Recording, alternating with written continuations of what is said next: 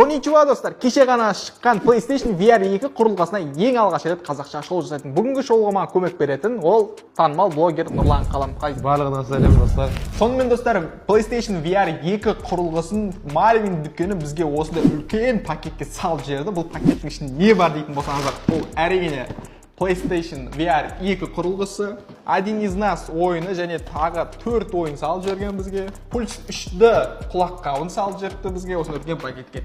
PlayStation 5 құрылғысында салып жіберді. Қызық болып тұр, реально. Иә. Қызық болып тұр. Екеуміз де VR ойнап көрген жоқпыз, шын айтсақ, бірінші рет көретін боламыз. Сонымен PlayStation VR 2 құрылғысының қорабында не бар екен, соны бірінші көрейік. USB Type-C, құлаққап, Наушники. инструкциялары. Ең маңыздысы. О, шо за тягилік па? Не мынау? VR шлем, көзілдірік, контроллер,